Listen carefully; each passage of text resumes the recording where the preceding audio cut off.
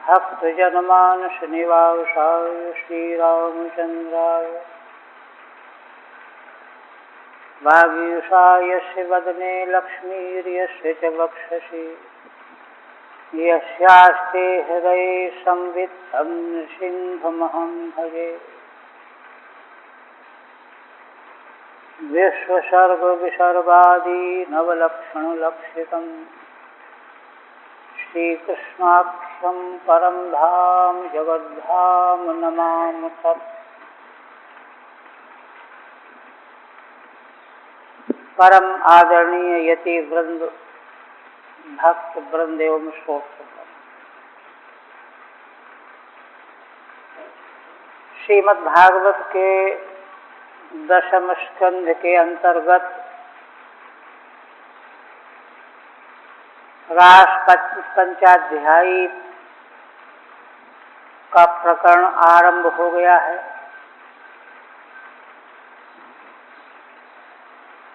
29वें अध्याय से लेकर के 33वें अध्याय तक रास पंचाध्यायी के प्रसिद्ध है।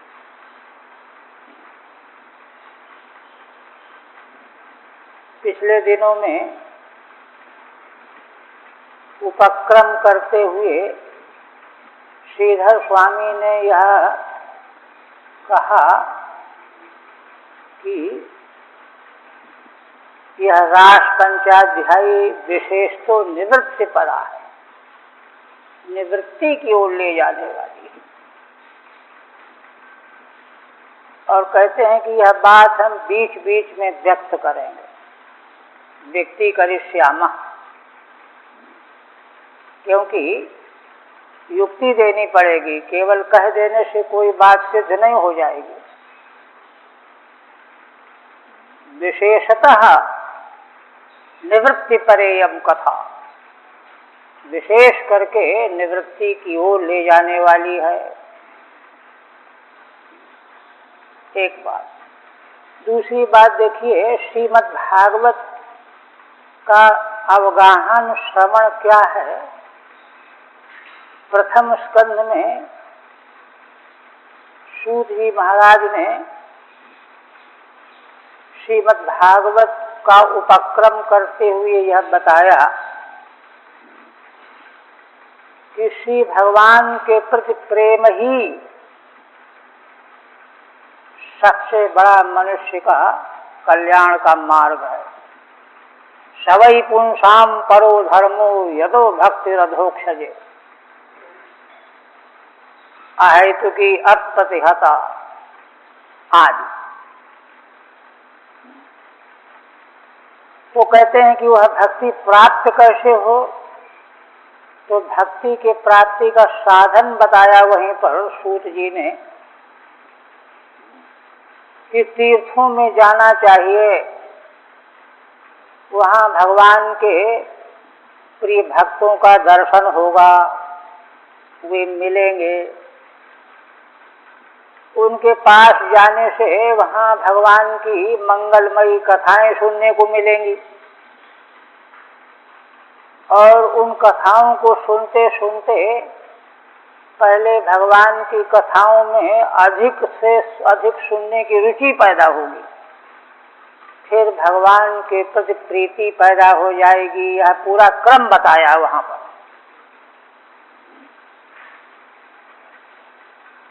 और यह भी कहा है कि श्रीमद् भागवत का प्राकट्य प्रकाशन सारे साधनों के फेल हो जाने पर हुआ है।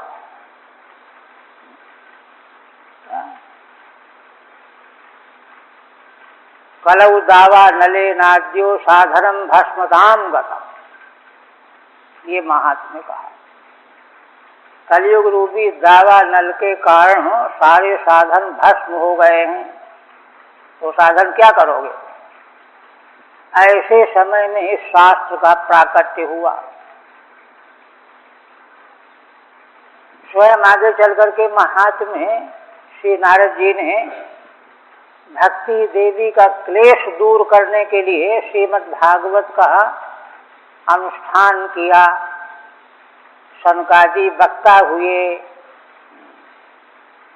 सारे देवगण वेद शास्त्र सब मूर्तिमान होकर के वहां श्रवण करने के लिए आए। कथा समाप्त होने पर भक्ति ज्ञान वैराग्य तो परम तृप्त हो ही गए।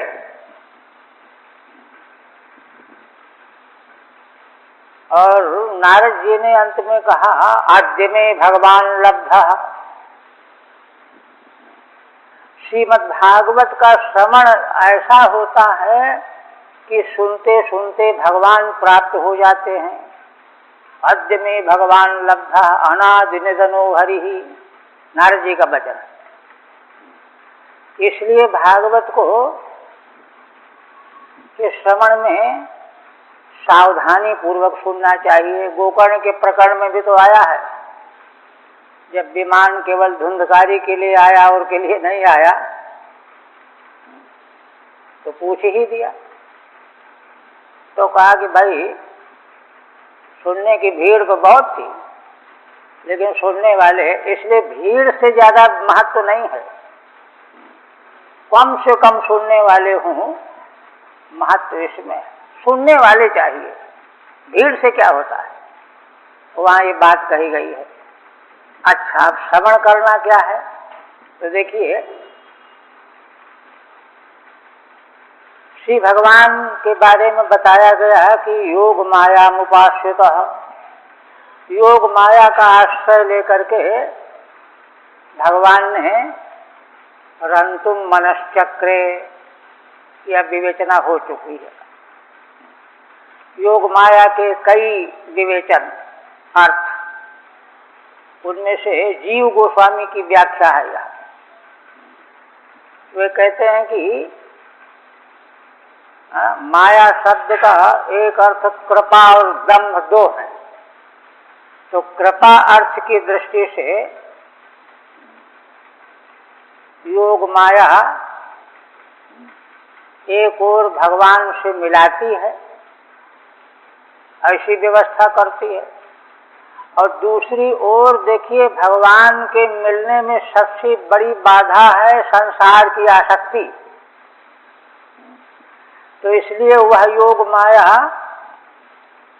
संसार से भगवत प्रेमियों को अलग भी करती है, अयोग भी कराती है। भगवान से योग और संसार से अयोग, क्योंकि जब तक भगवत कृपा नहीं प्राप्त होगी तो साधक जीव अपने पुरुषार्थ से भगवान के पास नहीं पहुंच सकता। आचार्यों ने बहुत विघ्नों का निरूपण किया है, वर्णन किया है। ठीक, भगवान से प्रेम हो गया, भक्ति होने लगी, अनुराग बढ़ने लगा, किंतु लोक ख्याति, प्रतिष्ठा, ऐश्वर्य, भोग, महत्व, ये सब गड्ढे की तरह से, गर्त की तरह से हैं। इनमें व्यक्ति बीच में गिर जाता है, उसकी साधना का रास्ता ही विपरीत हो गया।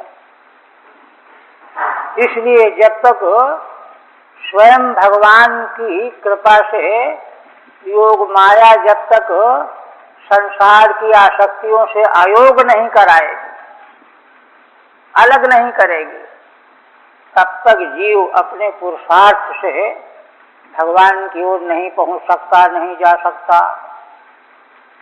इस दृष्टि से यहाँ पर जो महान भाग्यशाली ब्रजांगनाएं, गोपांगनाएं,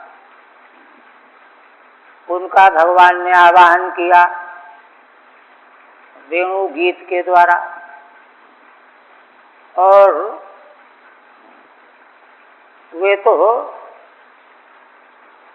श्री कृष्ण ग्रह गृहीत चित्ता हैं, इसलिए सारे लौकिक सांसारिक कार्यों को छोड़ करके चल पड़ी। क्योंकि योग माया ने उनको अच्छी तरह से कृपा से पूर्ण कर दिया है। उनमें यह सामर्थ्य है कि उनको संसार के त्रिवर्ग की कोई चिंता नहीं। धर्म, अर्थ और काम, ये त्रिवर्ग जो अवान्तर पुरुषार्थ माने गए हैं, इनकी उपेक्षा करके हाथ वाले काम को भी ठुकरा करके छोड़ करके चल पड़ी। इतना तो हुआ। अब आगे आप देखिए, एक और बड़ी कठिनाई आगे गोपांगनाओं के समक्ष आ रही है। क्या? रात्रि का समय है। जब वे निकल करके चलने लगी तो उनके घर के लोगों ने, पतियों ने, पिता ने, भाइयों ने, बंधुओं ने रोका। अरे रात में कहाँ जा रहे? तो कहते हैं तावार्यमाणा पतिभि पितृभिर भ्रातृबंधुभि गोविंदा सहतात्मानो न निवर्तन्त मोहिताः। श्री भगवान सुखदेव जी कहते हैं कि राजन, है ना, उनको पतियों के द्वारा, माता पिता के द्वारा, भाइयों के द्वारा, अन्य बंधुओं के चाचा चाची के द्वारा उनको रोका गया। वार्यमाणा, किंतु भगवान श्री गोविंद के द्वारा उनका चित्त अपहृत हो चुका था। गोविंदा अपहृतात्मानः न निवर्तन्त मोहिताः। भगवान के दर्शन के लिए वे सब मोहित थीं। इन सबों के द्वारा रोके जाने पर भी वे लौटी नहीं, रुकी नहीं। न निवर्तन्त मोहिताः। अब देखिए, इतना बड़ा सामर्थ्य भगवान के प्रेमी के भीतर, इतना बड़ा सामर्थ्य। सामान्यतया कोई भी रोकने लगेगा तो रोकना ही पड़ेगा। श्रीधर स्वामी क्या कहते हैं? न च कृष्णा कृष्ण मनुषाम विघ्ना प्रभवन्ति इत्याह। जिनका चित्त भगवान श्री कृष्ण के द्वारा आकृष्ट है, खींचा हुआ है, ऐसे उन भगवत प्रेमियों को विघ्न जो है समर्थ नहीं हो सकते। चाहे कितने विघ्न आवे, भगवत प्रेमी भगवान से विमुख नहीं हो सकते, भगवान की ओर जाना रोक नहीं सकते, है ना। यह सामर्थ्य जो है योग माया की कृपा से मिला हुआ है। इसलिए तावार्यमाणा, क्योंकि भगवान के प्रति उनका चित्त आकृष्ट है, इसलिए उन्होंने सबों के रोकने को ठुकरा दिया और चली गईं। श्री भगवान सुखदेव जी कहते हैं कि इतना ही नहीं राजन, देखो गोपियों की बड़ी महती उत्कृष्ट अवस्था का वर्णन करते हैं। कोई कभी ऐसा भी तो होता है कि व्यक्ति कौतुकात खिंच जाता है, चला जाता है, चलो देखेंगे। कौतूहल बसात कौतुकात यह यात्रा नहीं है। यह पूरी तरह से अंतःकरण भगवान के चरणों में समर्पित साधक की यात्रा है। कौतूहल बसात जाने की बात यहाँ नहीं है। इसीलिए जिन गोपांगनाओं को जाने का अवसर नहीं मिला, उन देह त्याग दिया, शरीर छूट गया। अब अगर कौतूहल बसात यात्रा होती, जाने की बात होती, तो शरीर छूट नहीं सकता था। इसलिए क्या कहते हैं? अंतर्गृहगता काश्चित गोप्यो अलभ्य विनिर्गमा। काश्चित का मतलब है बहुत सी ऐसी गोपियां थीं, एक ही से मतलब नहीं है। कृष्णम तद्भावना युक्ता दध्युर्मीलित लोचना। कहते हैं कि जो गोपियां घर के अंदर के कोठरी में थीं, बंसी ध्वनि तो पहुंची वहां भी, किंतु वहां से सब छोड़ छाड़ करके चलने में बाहर तो आना ही पड़ेगा। तब तक क्या हुआ कि उनके परिवार के लोगों ने किवाड़ ही बंद कर लिया, बाहर निकलने का रास्ता ही नहीं रहा। अंतर्गृहगता काश्चित गोप्यो अलब्ध विनिर्गमा, अब तो बाहर निकलने का रास्ता उनको मिला ही नहीं। मुख्य द्वार भी बंद है, खिड़कियां भी बंद है। देखिए, किंतु उनकी भावना भगवान में ही लगी हुई थी, है ना। तद्भावना युक्ता, तत् माने भगवान की भावना से युक्त थी, युक्त माने योग युक्त, भगवत भाव के प्रति योग युक्त थी। इसलिए मीलित लोचना कृष्णम दध्युः, उन्होंने आंखों को बंद कर लिया, असमर्थ होकर के कि अब जाने नहीं पा रही, आंख बंद करके उन्हीं भगवान श्री कृष्ण का ध्यान करने लगी, ध्यान करने लगी। ठीक है। न लब्धो निर्गमो याभिस्ताः, जिन गोपियों को बाहर जाने का मार्ग ही नहीं मिला, उनके घर के लोग बाहर से बंद करके चले गए कहीं। प्रागत तद्भावना युक्ताः, इसके पहले से ही वे गोपांगनाएं भगवान की भावना से युक्त थीं।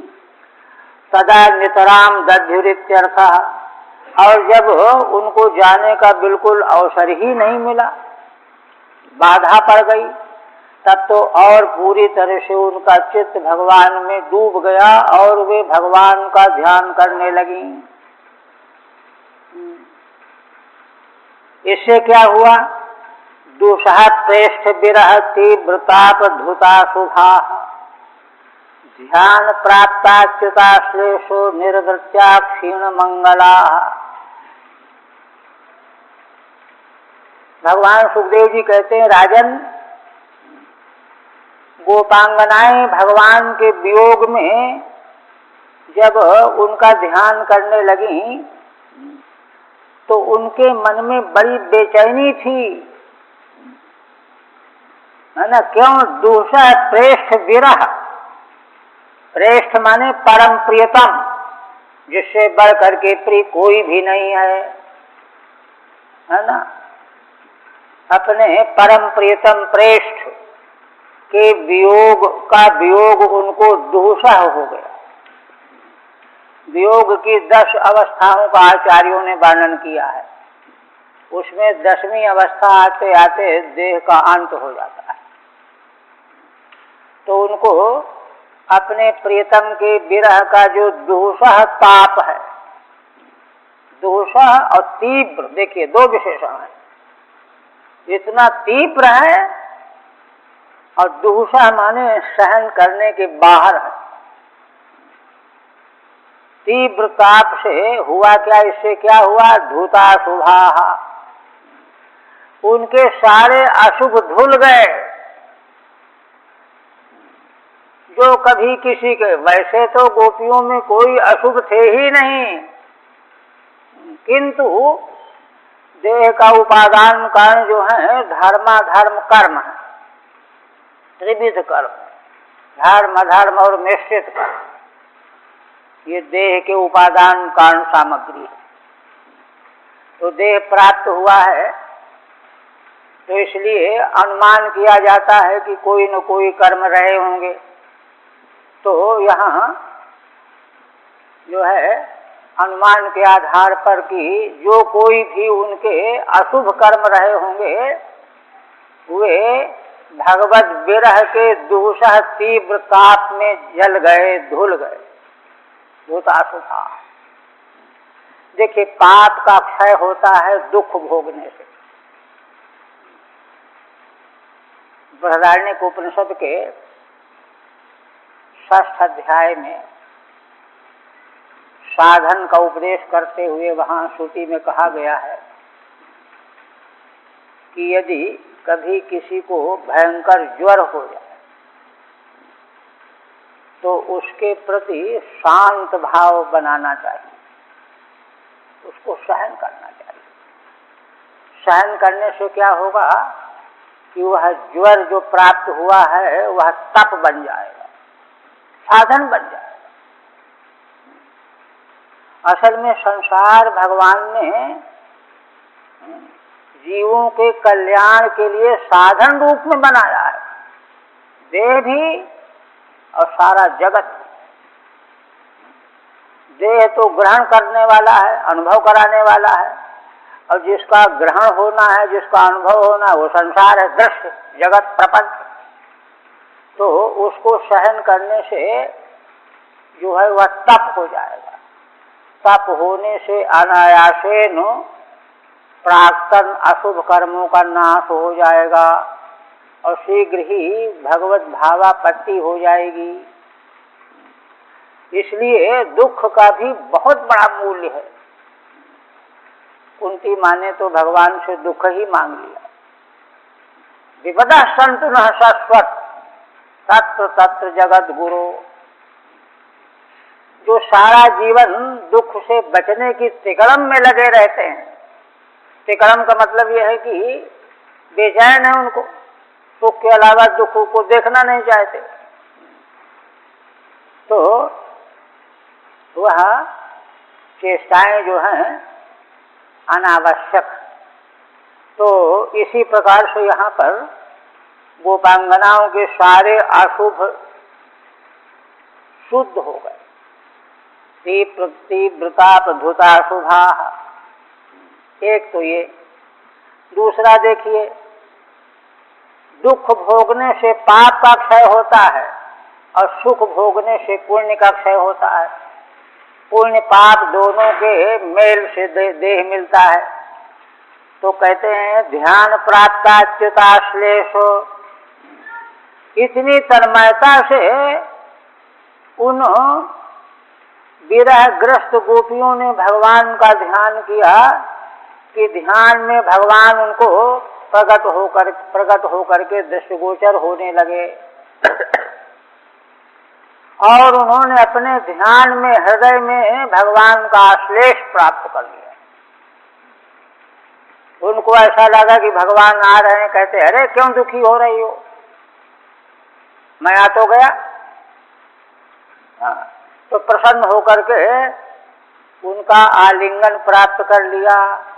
अब भगवान का ध्यान में आलिंगन प्राप्त करने से इतना आनंद मिला, इतना सुख मिला कि उनके सारे पुण्य भी क्षीण हो गए। तो ध्यान प्राप्त अच्युताश्लेष निर्वृत्या क्षीण मंगला।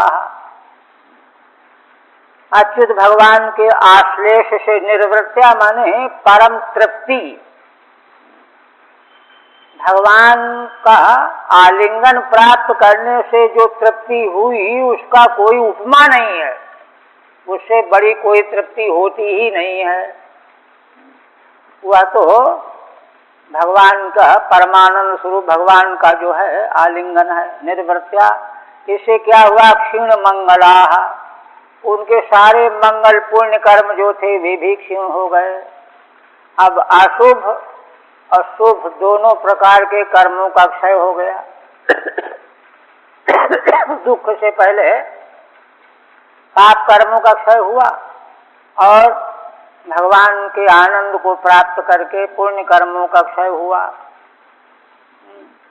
इसलिए टीका देखिए पहले, कहाँ से है, 10वां है ना। किंच तदानीमेवं तम परमात्मानं कृष्णं ध्यानतः प्राप्ताः सत्यः गुणमयं देहं जहुः इत्याह श्लोकद्वयेन। श्रीधर स्वामी 2 श्लोकों की उपक्रमणिका पहले बताते हैं। 2 श्लोकों में क्या बात कही जा रही है, क्या है ना। जब वे नेत्र बंद करके भगवान का ध्यान करने लगी तो उस समय क्या हुआ, उन्हीं परमात्मा भगवान का ध्यान करने से ध्यान को जब प्राप्त हो गई, ध्यान में डूब गई, मग्न हो गई, तो सत्या गुणमयम देहम जहुहु, ऐसा होने पर गुणमय जो देह है इसका त्याग हो गया, टूट गया देह।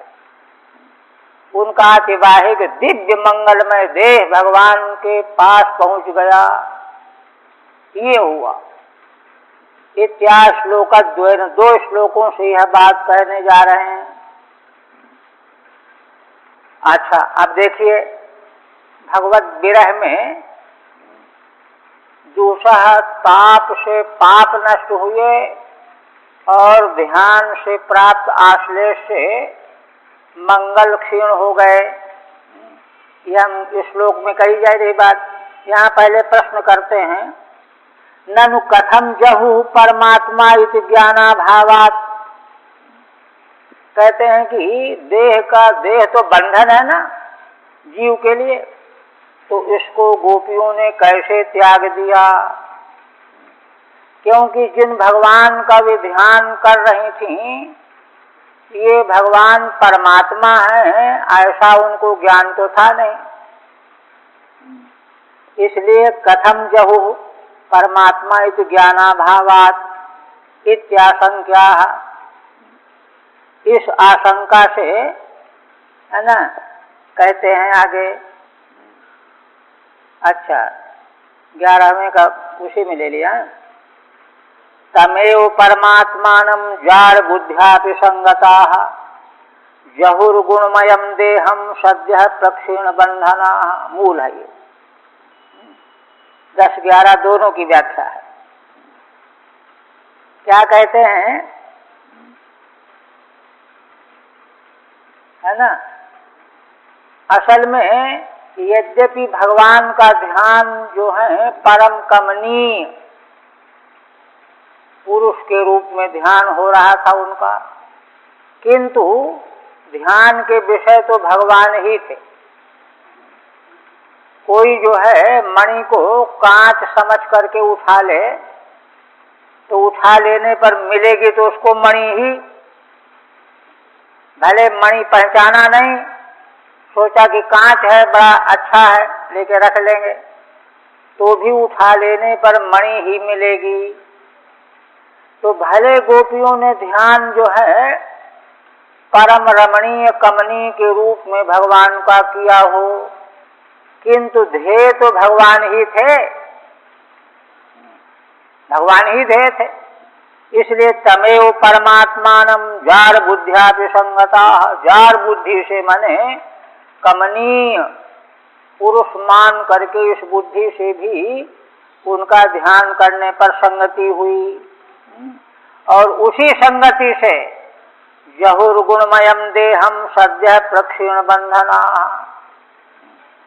सद्यः माने शीघ्र ही देह का बंधन क्षीण हो गया और गुणमय देह का त्याग हो गया। आगे टीका में स्वयं श्रीधर स्वामी कहेंगे, जैसे कोई अमृत को पहचान नहीं रहा है लेकिन पी लिया, तो नहीं पहचान रहा तो क्या अमृत उसको अमर नहीं बनाएगा? वो तो अमर बनाएगा ही। वस्तु शक्ति बुद्धि की अपेक्षा नहीं करती। वस्तु की जो शक्ति है ना, आग जलाती है, लेकिन कोई व्यक्ति अगर नहीं जानता है कि आग जलाती है तो भी अगर उसका स्पर्श करे तो जलाएगी कि नहीं जलाएगी? जलाएगी। आग के जलाने का ज्ञान हो चाहे न हो, जो स्पर्श करेगा आग तो जलाएगी।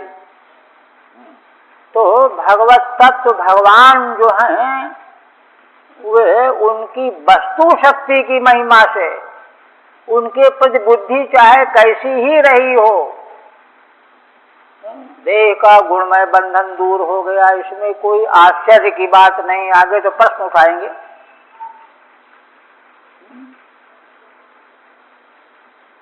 वही कहते हैं जार बुद्ध्यापीति पर कहते हैं श्रीधर स्वामी, नहीं वस्तु शक्ति बुद्धिम अपेक्षते, वस्तु की शक्ति बुद्धि की अपेक्षा नहीं किया करती।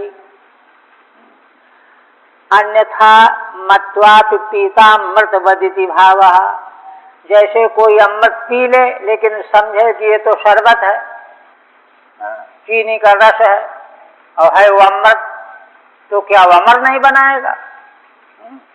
बुद्धि भले उसके प्रति नहीं है। इसी प्रकार से श्री भगवान का ध्यान किया गोपांगनाओं ने, या नहीं जान रही थी कि ये परमात्मा है, तो भी उनका मोक्ष होने में कोई संदेह नहीं हुआ। अच्छा, तो कहते ठीक है। दूसरी शंका फिर ये तो मालूम पड़ गया कि है ना, भगवान वस्तु शक्ति की महिमा से है ना गोपियों का मोक्ष बन गया, किंतु मोक्ष होने के लिए कर्मों का क्षय होना जरूरी है। शुभ अशुभ कर्मों का क्षय हुए बिना मोक्ष नहीं होगा, भले भगवत तत्व बुद्धि हो या न भी हो। आगे वही प्रश्न करते हैं, ननु तदपि प्रारब्ध कर्म बंधने सति कथम जहुहु। वह दे भी भले ठीक है कि वस्तु शक्ति बुद्धि की अपेक्षा नहीं करती है, परमात्मा का ज्ञान उनको नहीं था तो न सही, किंतु उनके देह के जो उपादान कारण प्रारब्ध कर्म है, पाप और पुण्य, उनके रहने पर जो है उसका त्याग कैसे हुआ? वो तो मौजूद हुए हैं। न क्षीयते कर्म कोटि शतैरपि, बिना भोग प्राप्त किए कर्मों का क्षय नहीं होता, चाहे करोड़ों जन्म बीत जाएं, है ना। तब कहते हैं जहुरीति तत्रा सज्जा क्षीण बंधना, है ना। सज्जा प्रक्षीण बंधना का तात्पर्य क्या है कि अरे भाई उसी समय उनके कर्म के बंधन भी क्षय हो गए। कर्म बंधन जो पुण्य और पाप है वो रहे नहीं, तो कहते कैसे क्षीण हो जाएंगे? भोगे बिना तो कर्म क्षय होता ही नहीं। तो भोग संपादन कर रहे हैं कि उनको भोग दो प्रकार का, दुख और सुख। तो उनको भगवत विरह में इतना दुख मिला कि उससे पापों का नाश हो गया, और ध्यान के द्वारा भगवान का आश्लेष पा करके इतना आनंद उनको प्राप्त हुआ कि सारे पुण्यों का क्षय हो गया। भोग तो हो गया, पाप पुण्य का फल सुख और दुख है तो भोग है, और क्या है, वह दोनों हो गया। और देखिए अब दोनों माने हजारों जन्मों के सब पापों का क्षय हो सकता है यदि उन पापों का सारा दुख एक साथ उसको दे दिया जाए, और हजारों जन्मों के पुण्यों का है ना सुख भोग प्राप्त हो सकता है यदि वह सारा सुख उसको मिल जाए। तो भगवान के वियोग में इतना दुख हुआ उनको, जो दुख करोड़ों जन्मों में भी अनुभव में पूरा नहीं हो सकता होगा, उतना दुख हुआ। दूसरा तीव्रता, इसलिए सारे अशुभ कर्मों का क्षय हो गया, और श्री भगवान का ध्यान में आश्लेष प्राप्त होने से इतना सुख हुआ कि करोड़ों जन्मों में शुभ कर्मों के फल का जो सुख होना चाहिए वह भी कम पड़ जाएगा, इतना सुख मिला। इस प्रकार से सुख दुख का भोग भी उनको तत्काल हो गया। सज्जा प्रक्षीण बंधना, तो जब फल भोग भी हो गया पुण्य पाप का, इसलिए जो प्रारब्ध कर्म जो बंधन रूप थे उनका क्षय हो गया, देह रहने की गुंजाइश नहीं रही। ये है तात्पर्य। सज्जा प्रक्षीण बंधना इति ननु कथम भोग मंत्रण प्रारब्धम कर्म क्षीणम। फिर प्रश्न है, तीसरा प्रश्न है कि भोग तो हुआ नहीं अभी इनको, तो प्रारब्ध कर्म का क्षय कैसे हो गया? भोगे नयु सज्जा क्षीण मिथ्या। उत्तर है कि अरे भाई भोग के द्वारा ही तत्काल क्षीण हो गया। करोड़ जन्मों में जो दुख मिलना था उतना दुख एक क्षण में मिल गया भगवत विरह से, और जो हजारों जन्मों जो सुख मिलना चाहिए था वह भगवान का ध्यान में आश्लेष मिलने से वह सुख मिल गया। इसलिए पुण्य पाप दोनों प्रकार के कर्मों का क्षय हो गया। दुःसहेति, दुःसहो यह प्रेष्ठ विरह है ना। दुःसह जो प्रियतम का विरह, भगवान का विरह, तेन तीव्र तापः, उससे होने वाला तीव्र ताप, तेन धुतानि गतानि अशुभानि यासाम, उसी दुख के कारण उनके सारे अशुभ कर्म क्षीण हो गए, नष्ट हो गए। तद अप्राप्ति परम दुख भोगेन पापम क्षीणमित्यर्थ। आशय क्या है? श्री भगवान की प्राप्ति न हो पाने के कारण जो परम दुख मिला वही भोग है, उसी भोग से सारे पापों का क्षय हो गया। पापम क्षीणमित्यर्थ। और तथा ध्यानेन प्राप्ता अच्युतस्य आश्लेषेण या निर्वृत्ति, श्री भगवान का ध्यान करने से इतना गहन ध्यान हुआ कि भगवान उनके ध्यान में प्रकट हो गए और उन्होंने भगवान का आलिंगन प्राप्त कर लिया। इससे जो उनको तृप्ति शांति मिली, निर्वृत्ति मिली, वही परम सुख भोग है ना। दया क्षीणम मंगलम पुण्य बंधनम यासामता। तो उस सुख भोग के कारण सारा पुण्य कर्म का जो बंधन था वह भी उनका क्षीण हो गया। इसलिए पाप पुण्य दोनों का तत्काल भोग होकर के क्षय हो गया, देह छूट गया।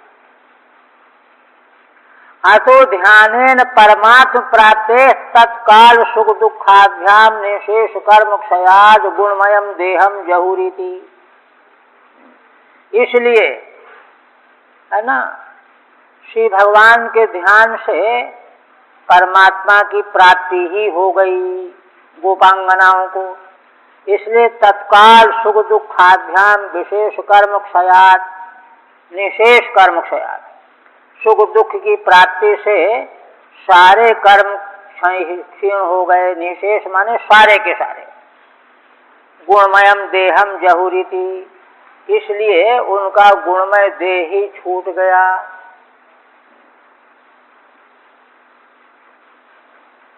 अब यहाँ पर महाराज एक प्रश्न करने लगे, है ना। देखिए, भगवान सुखदेव जी ने स्वयं अपने ही वक्तव्य में यह कहा है, इसमें कोई कल्पना करके खींचतान करने की जरूरत नहीं है। अनंत संख्या थी गोपियों की, इसलिए कोई नित्य सिद्धा, साधन सिद्धा, कोई अभी नूतन साधन रता, तो इसलिए उनमें कुछ ऐसी गोपियां भी हो सकती हैं जो भगवान को परम रमणीय कमनीय समझ करके चाहती रही हूं। इसलिए इस बात को भगवान सुखदेव जी ने स्वयं कहा, जाड़ बुद्धियां थी। चाहे तो कोई एक आध गोपी ऐसी रही हो, एक दो तीन, बाकी तो सब परम शुद्ध पवित्र थी, किंतु एक दो जो भी जाड़ बुद्धि से भी चाहने वाली रही हूं, कल्याण जो है उनका भी हो गया। भगवान की प्राप्ति से वंचित वह भी नहीं रहेंगी। और देखिए, जब भगवान ने चीरहरण के प्रसंग में जब उनको अंत में कात्यायनी देवी की पूजा की सिद्धि मान करके वरदान दिया कि जाओ आगे आने वाली रात्रियों में मेरे साथ तुम रमण करोगी। और फिर कहा कि वहीं पर भगवान ने एक वाक्य कहा है। श्रीधर स्वामी वहां कहते हैं कि देखो, भगवान तो त्रिकालज्ञ हैं, इसलिए सामान्य वरदान दे दें, सतर्कता न बरतें तो ठीक नहीं। तो वहां पर प्रायः शब्द का प्रयोग किया है। तो प्रायः से उन्होंने व्याख्या में व्यक्त किया है कि वहाँ एक वाक्य है कि न मय्यावेशित धियाम कामः कामाय कल्पते। देखिए, सर्वज्ञ भगवान से कभी भूल हो सकती है क्या? वरदान पहले दे दिया, उसमें प्रायः शब्द जुड़ा हुआ होने से प्रायः, श्रीधर स्वामी ने अपनी व्याख्या में कहा है कि प्रायः कहने का क्या मतलब? तो प्रायः कहने का मतलब ये है कि जो कोई भी गोपी भगवान को परमात्मा रूप में नहीं समझ रही थी, कमनीय पुरुष के रूप में समझ रही थी, तो उनको भी भगवान ने वरदान दिया ना।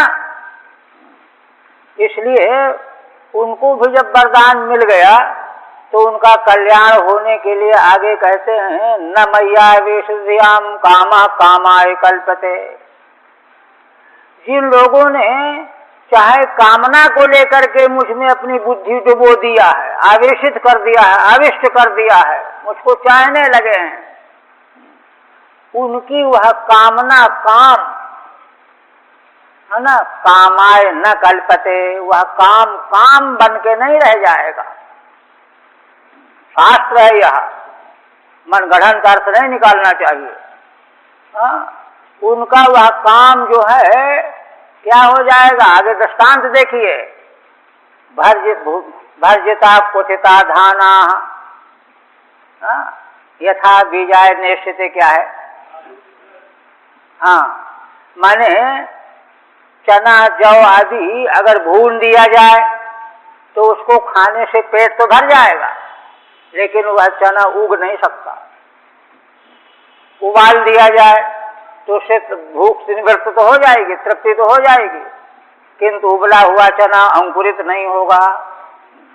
तो भगवान के प्रति जो काम भाव से प्रवृत्त होते हैं उनको पेट भरना माने भूख मिट जाएगी, तृप्ति तो मिल जाएगी, किंतु वह कामना अन्य की कामना से जैसे नए जन्म का कारण पैदा हो जाता है वह नहीं होगा।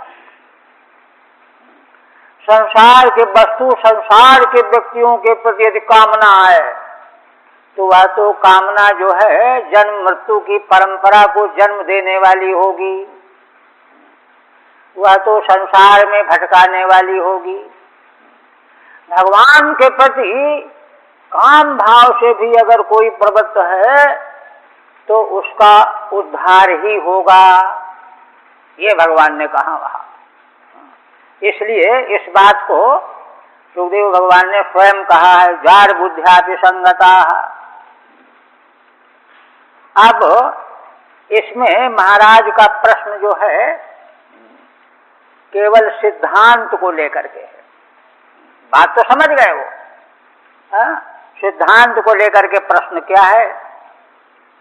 राजोवाच कृष्णम विदुः परम कांतम न तु ब्रह्मतया मुने गुण प्रवाहो परमस्तासाम गुणधियाम कथम। सिद्धांत को लेकर के प्रश्न है, संदेह है। क्या?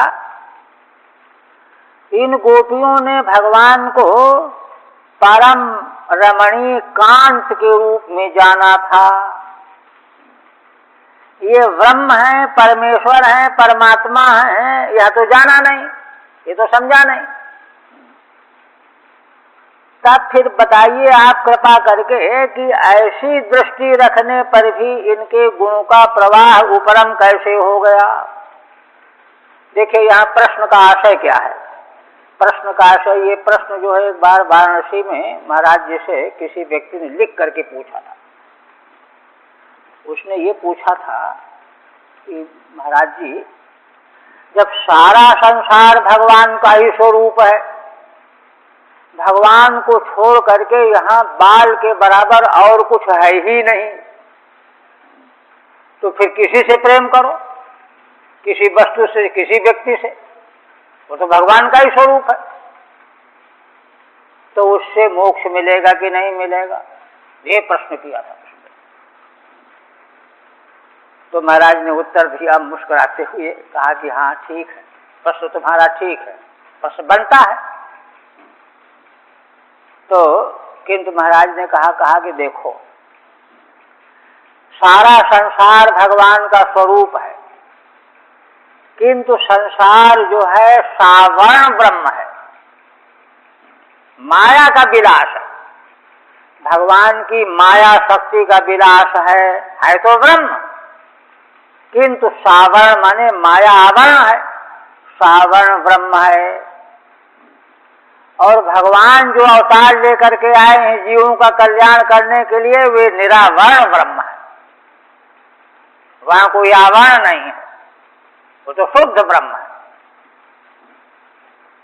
तो इसलिए क्या है कि अगर सावर्ण ब्रह्म को तुम चाहोगे, संसार की वस्तु व्यक्ति को, तो उससे सावर्ण वस्तु मिलेगी। और भगवान को चाहोगे, भगवान तो निरावरण ब्रह्म है, तो उससे तत्काल मोक्ष सिद्ध हो जाएगा। ये उत्तर दिया था महाराज, वही उत्तर यहां दिया जा रहा है।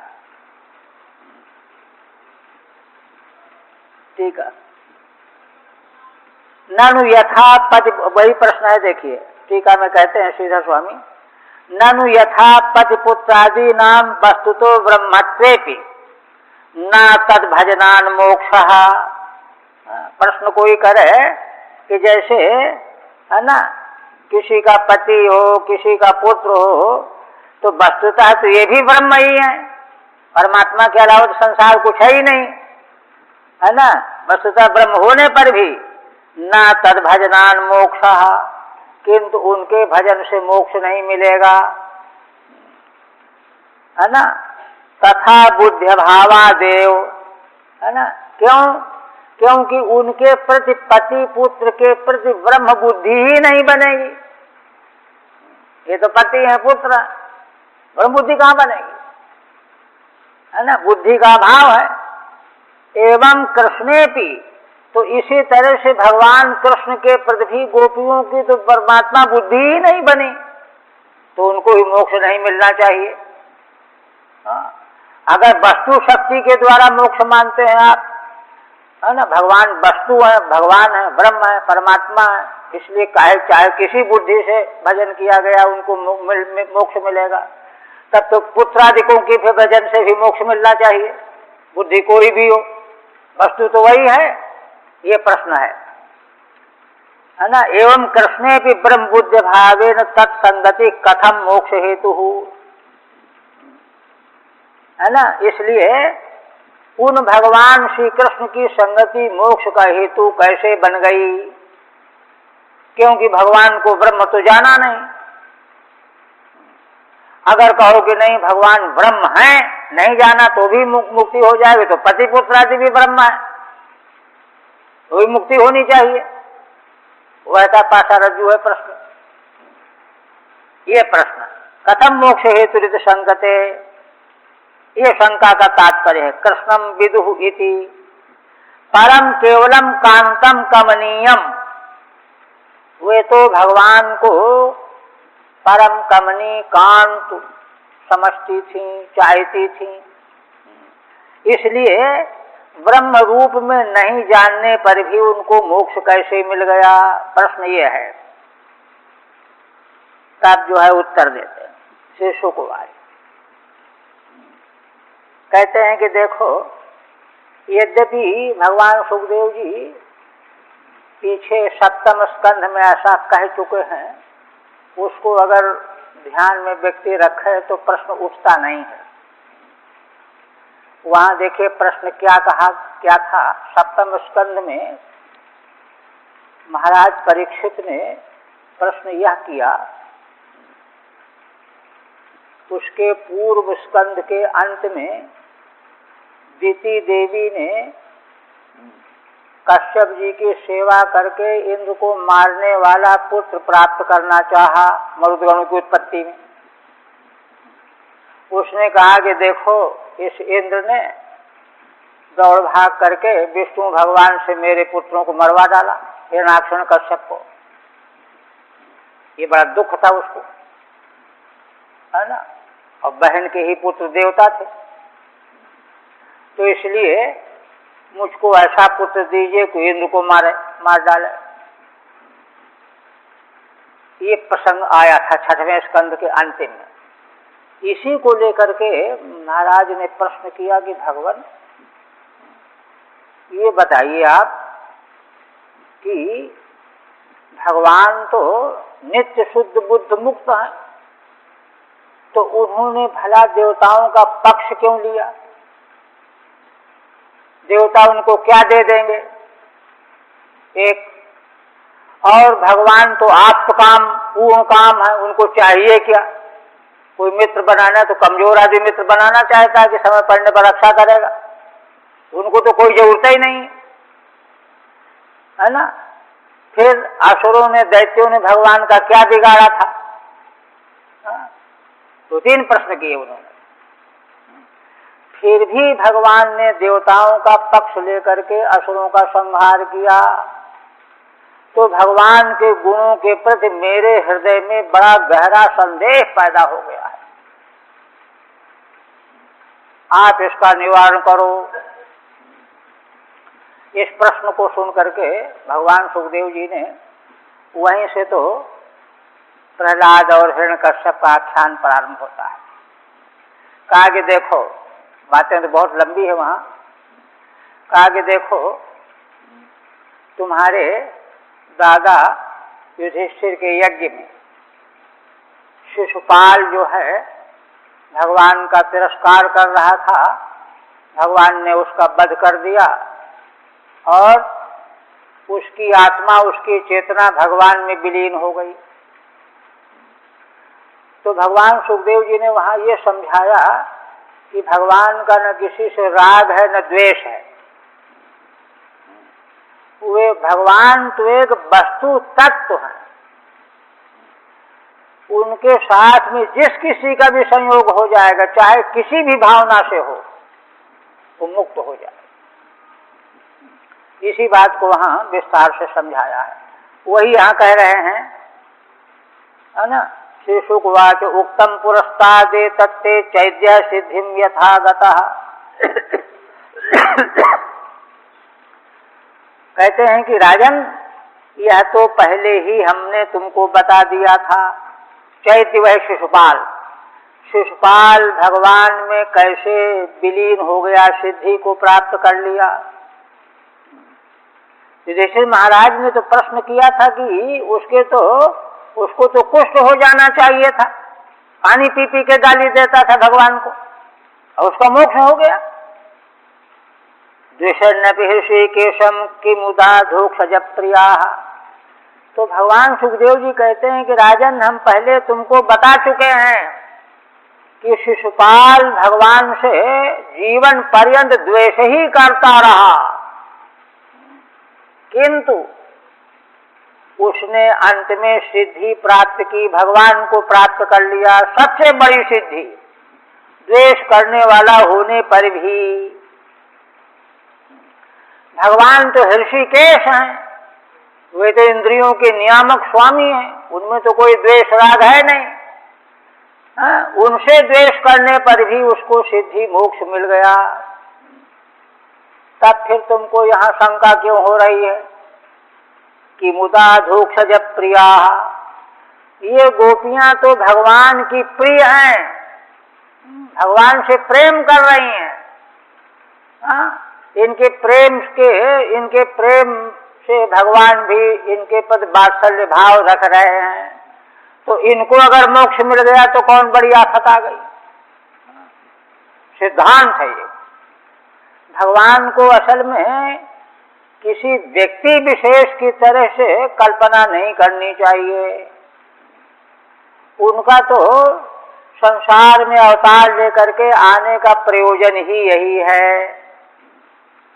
आगे दे रहे हैं वही, पहले देखिए। उक्तम इति अयम भावः जीवेषु आवृतम ब्रह्मत्वम। देखिए, जो ननु से श्रीधर स्वामी ने जो प्रश्न गहराई से उठाया था कि अगर बिना समझे भगवान श्री कृष्ण का ध्यान करने से मुक्ति मिली, तो पति पुत्र का भी ध्यान करने से मुक्ति मिलनी चाहिए, और नहीं मिलती है तो वहां भी नहीं मिलनी चाहिए। प्रश्न ये है ना, तो उत्तर उसका भी देना है। अयम भाव है ना, क्या भाव है? जीवेषु आवृतम ब्रह्मत्वम, जीवों में जो ब्रह्म, जीव सारा संसार ब्रह्म तो है, किंतु वह ब्रह्म भाव आवृत है, ढका हुआ है, छिपा हुआ है।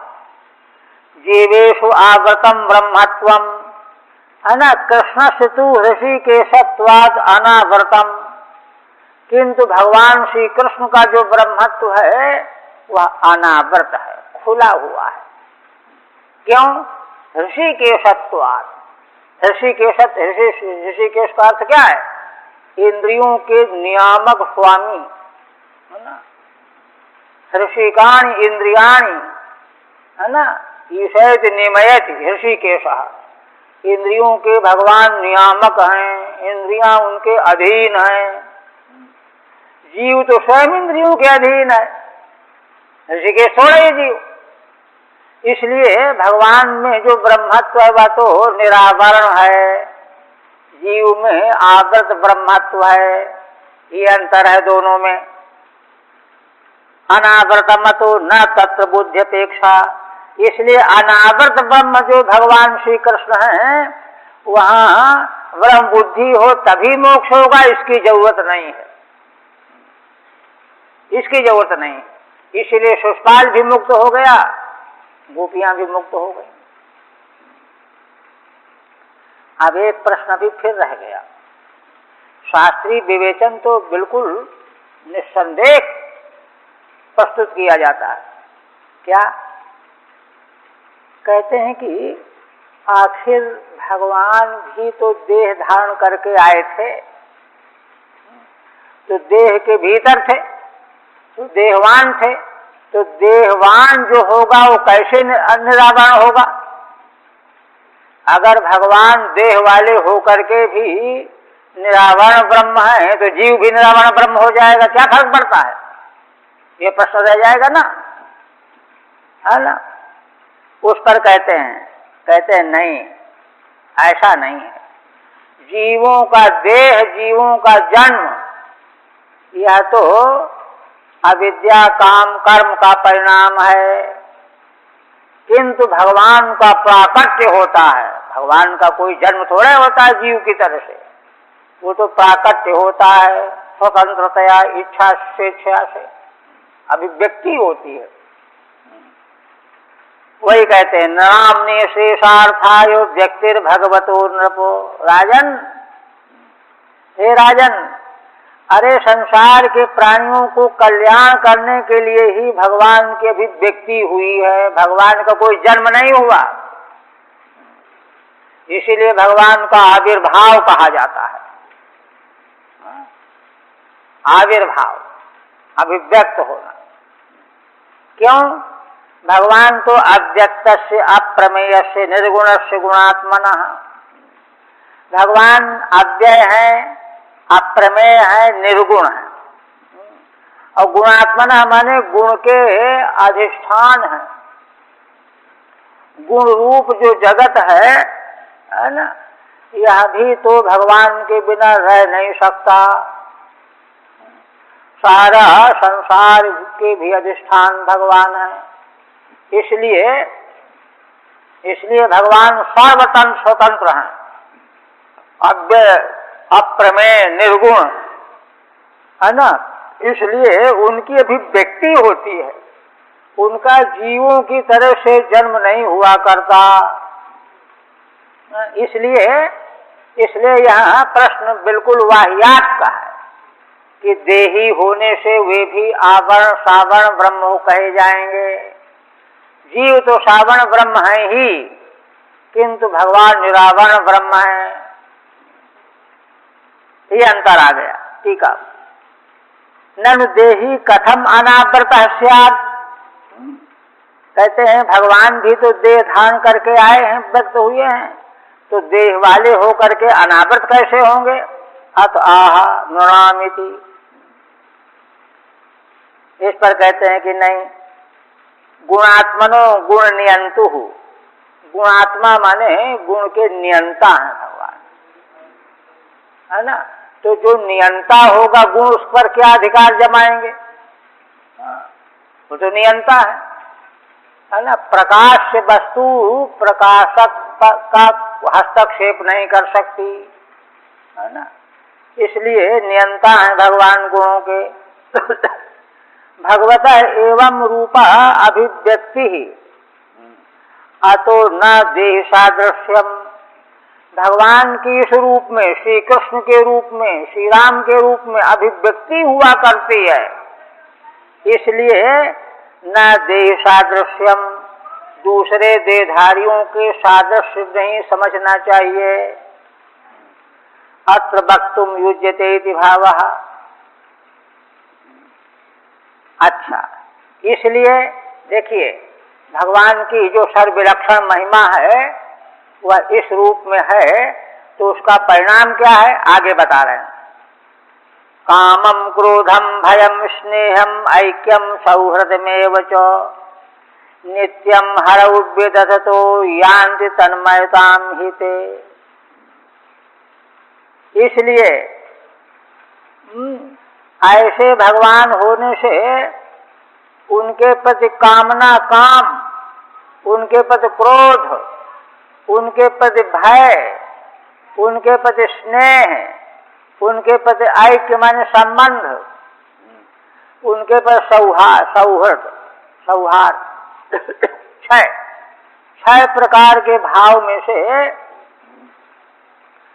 जो भी जीव भगवान के प्रति प्रयोग करेगा, काम, क्रोध, भय, स्नेह, ऐक्य, सौहार्द,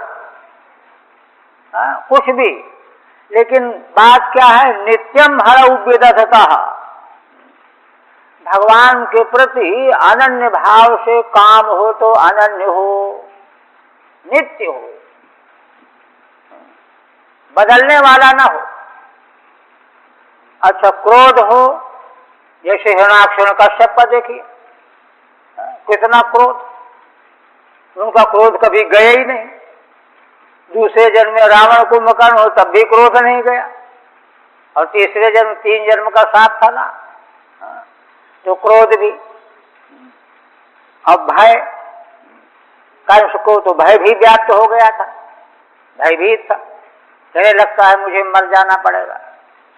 स्नेह, स्नेह माने प्रेम, ऐक्य माने संबंध, रिश्तेदार बना लेना, और सौहार्द भाव, इनमें से कोई भी भाव भगवान में नित्य बन जाए, है ना, माने बन करके फिर कभी कम न हो और नष्ट न हो। नित्यम हरौ विदधतो यान्ति तन्मयताम हिते। तो कोई भी प्राणी, इन 6 में से कोई भाव भगवान में नित्य कोई प्राप्त कर ले, विधान कर ले, बना ले, तो वह तन्मय हो जाएगा, माने भगवानमय हो जाएगा, भगवान में विलीन हो जाएगा, निश्चय प्राप्त कर लेगा, मुक्त हो जाएगा।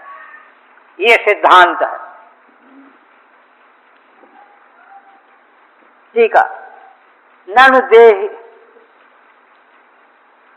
15वां। अच्छा, अतो यथा कथंचित तदा शक्ति मुक्ति कारण मिथ्याः। इसलिए राजन, भगवान के प्रति चाहे किसी प्रकार से आसक्ति हो, चाहे किसी भी प्रकार से हो, उसी से मुक्ति बन जाएगी। मुक्ति कारण मिथ्याः काममिति। ऐक्य माने संबंध, हम एक है, रिश्ते के हैं। सौहृदम माने भक्ति, सौहार्द जो है भक्ति है। इससे जो है उस जीव का, प्राणी का मोक्ष हो जाता है।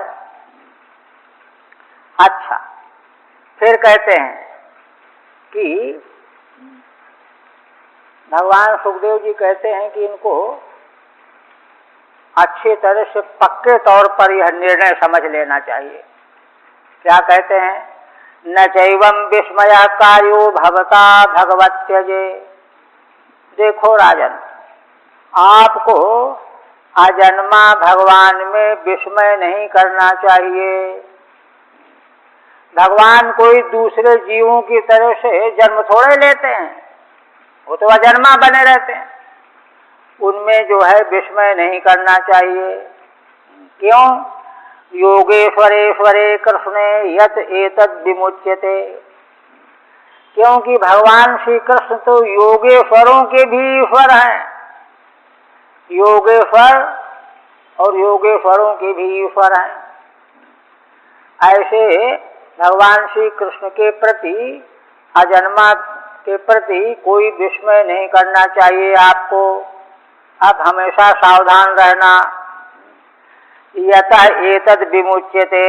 देखिए, कहते हैं कि आप ये कहते हो कि गोपांगनाओं का मोक्ष कैसे हो गया?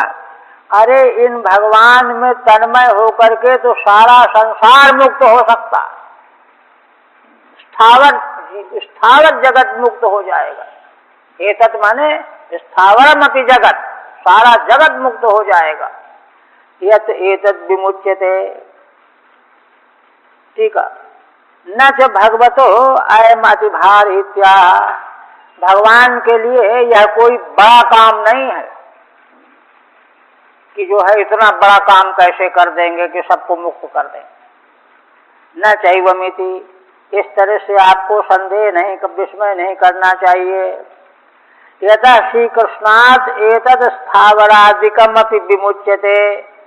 ये भगवान श्री कृष्ण तो वे तत्व हैं कि इनके अनुग्रह से तो स्थावर प्राणी भी मुक्त हो जाएंगे, मुक्त हो सकते हैं।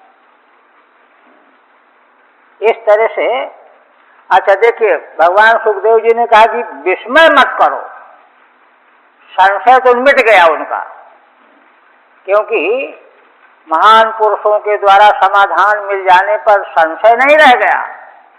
लेकिन भीतर भीतर अरे इतना बड़ा आश्चर्यजनक, इतना बड़ा आश्चर्य, तो विस्मय को रोकते हैं कि विस्मय मत किया करो। भगवान के लिए तो सारा स्थावर जगत भी भगवान की अनुग्रह से मुक्त हो सकता है।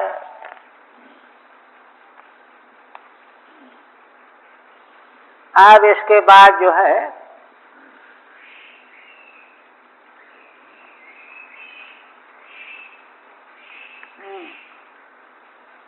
पीछे के प्रसंग को पुनः ला रहे हैं। गोपांगनाएं जिनको नहीं जाने दिया गया वे तो देह त्याग करके आतिबाहिक दिव्य देह से भगवान से पहले ही मिल गए। जो भगवान के दर्शन के लिए चली गईं, उनको तो फिर भी पहुंचने में देर लगी, किंतु जिनको जाने नहीं दिया घर के लोगों ने, वे तो भगवान के पास पहले ही पहुंच गईं। ये कहा। अच्छा, अब जो चल करके गईं उस प्रसंग को आगे ला रहे हैं, है ना। अब भगवान की रसमयी लीला आगे बढ़ने लगी। ता दृष्ट्वान्तिक मायाता भगवान ब्रजयोषितः अवदत् वदतां श्रेष्ठो वाचा केशैर विमोहयन्। श्री भगवान ने जब देखा कि ये ब्रजांगनाएं एकदम मेरे पास आ गई, अंतिक माने बिल्कुल पास में, वो तो चरण छूने जा रही, कोई हाथ पकड़ने जा रही, तो अपने एकदम पास आया हुआ जब देखा ब्रजांगनाओं को, तब वदताम श्रेष्ठ, है ना, पेशैर वाचा पेशैर विमोहयन आबदत। भगवान जो हैं बोलने वालों में सर्वश्रेष्ठ हैं, उनके समान भाषण करने वाला कोई नहीं है। कौरवों की सभा में भगवान का भाषण हुआ तो भगवान का भाषण सुनने के लिए देवलोक से देवता और सिद्ध आ गए। उनको मालूम था कि भगवान का भाषण होगा, राजनीतिक भाषण था, संधि का प्रस्ताव लेकर के गए थे। हमारे महाराज कहते थे कि ऐसा राजनीतिक भाषण आज तक कहीं दिखाई नहीं पड़ा, न सुनाई पड़ा ये भाषण। इसलिए भगवान तो वदताम श्रेष्ठ, है ना, बोलने वालों में सर्वश्रेष्ठ हैं। उनसे बढ़ करके कोई क्या बोलेगा। तो उन्होंने गोपांगनाओं को, है ना, वाचा पेशई विमोहयन, माने एक प्रकार से छलपूर्ण वाणी बोल करके उनको विमोहित करते हुए बोले। विमोहयन अवदत्, टीका में कहते हैं प्रस्तुत माह ता दृष्टेति वाचा पेशई माने वाग विलासई ही। वाग विलास व्याख्या क्यों किया श्रीधर स्वामी ने, देखिए, माने भगवान यहाँ जो जो कहने जा रहे हैं उसका अर्थ तो यही है कि तुम लौट जाओ, लेकिन वस्तुतः भगवान यह नहीं कहना चाह रहे कि लौट जाओ। वाग विलास है, भगवान उनको लौट जाना नहीं चाह रहे हैं। उनकी परीक्षा भी भगवान नहीं ले रहे हैं, पहले भी हम कह चुके हैं। भगवान तो हम संसारी जीवों को गोपांगनाओं की महिमा प्रकट कर रहे हैं।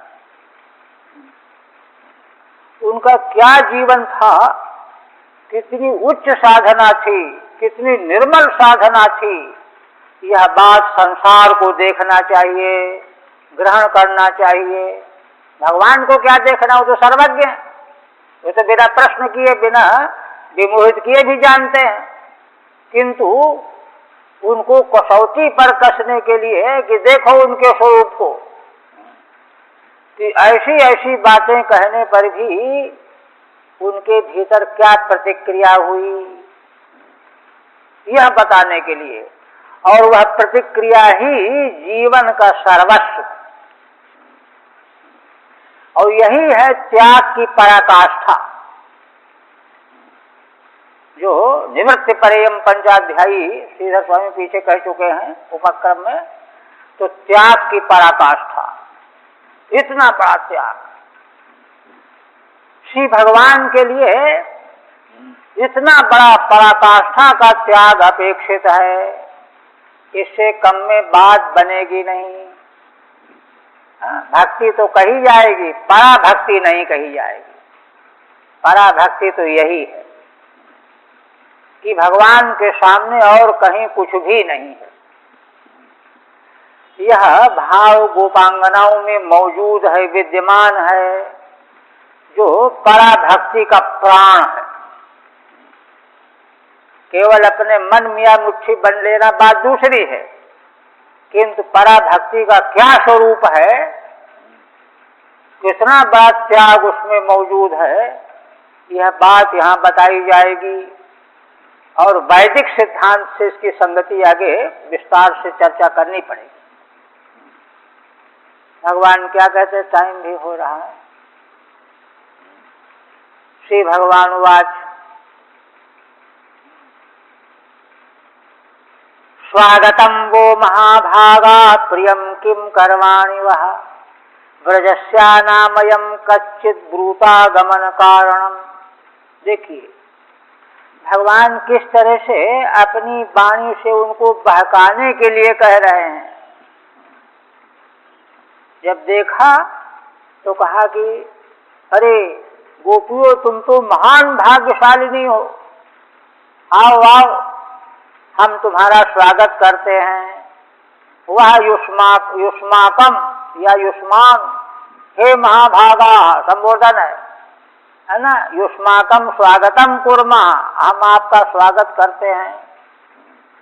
प्रियम किम कर्माणि वह, हम तुम्हारा क्या प्रिय काम करें। देखिए यहाँ महाभागा शब्द बड़ा सार गर्भित है। महाभाग किसको कहा गया है? महाभाग शब्द और भी जगह जगह पर आया है। महाभाग शब्द जो है उसके लिए प्रयोग किया जाता है जो भगवान के लिए लोक परलोक देह स्थूल सूक्ष्म कारण सब कुछ को त्यागने का सामर्थ्य रखने वाला हो, वो महान भाग्यशाली। जैसे देखिए कौपीनवन्तः खलु भाग्यवन्तः। जो सारे संसार का त्याग कर देता है, संन्यास कर लेता है, कौपीन धारण कर लेता है ना, लोकेष्णा, वित्तेष्णा, पुत्रेष्णा, तीनों इष्णाओं का परित्याग करके कौपीन धारण कर लेता है। कौपीनवन्तः खलु भाग्यवन्तः, वो भाग्यशाली है। माने भगवान के लिए उसने सब कुछ को ठुकरा दिया, छोड़ दिया।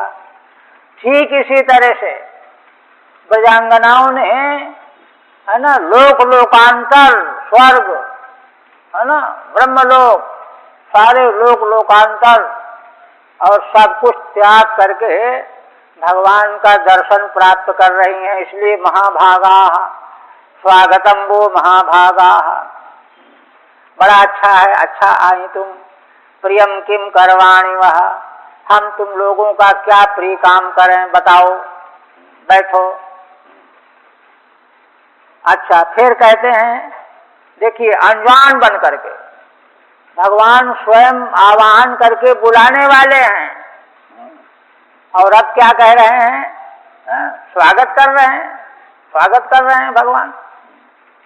प्रियतम का प्रेमी व्यक्ति प्रियतम के द्वारा वाणी का स्वागत थोड़े चाहता है, वह तो प्रेम का स्वागत चाहता है।